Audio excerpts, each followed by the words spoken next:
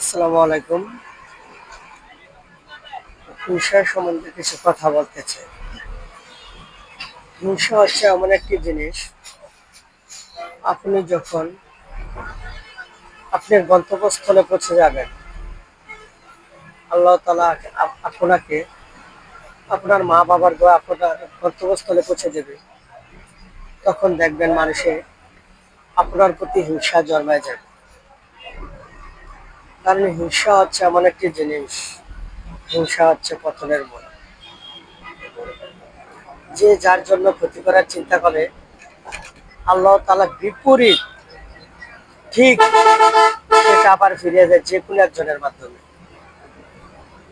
তো আমরা যেন আল্লাহ আল্লাহ তাআলা যেন আমাদের বোঝার তৌফিক দান করেন, অন্যের ক্ষতি করা থেকে বিরত রাখেন, অন্যের হক করা থেকে বিরত রাখেন, হিংসা বিদ্বেষ থেকে দূরে রাখেন। কারণ একটা মানুষ তার পরিশ্রম করে মেধা দিয়ে সে এগিয়ে গেছে, আমরা দোয়া করি যে আসলে সে একটা ভালো অবস্থান করে, কিন্তু না, আমরা আরো হিংসা করি তাকে কিভাবে দমন করা যায়, কিভাবে ধ্বংস করা যায়। এটি এখন বর্তমান যুগের নীতি। আসলে এগুলো ঠিক না। আমরা যদি চিন্তা করি যে একজনের ক্ষতি করব, তো উপরাল্লাহ নিশ্চয়ই নিশ্চয়ই আমাদের যে কোনো মাধ্যমে ক্ষতি হবে, যে কোনো উসিলায় ক্ষতি হবে।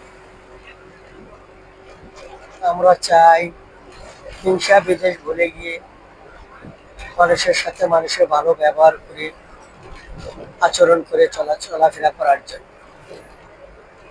আল্লাহ তাআলা যেন প্রতিটা মানুষকে বোঝার তৌফিক দান করে।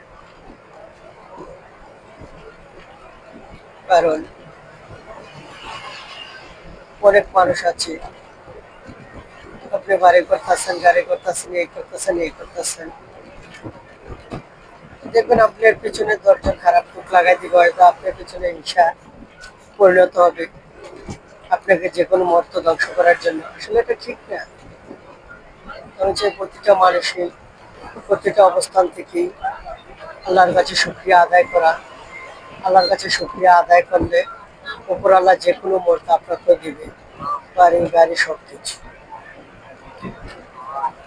আর বাড়ি গাড়ি সবকিছু এগুলো কোনো বড় বিষয় নয়, কারণ আজ আছে কাল নেই।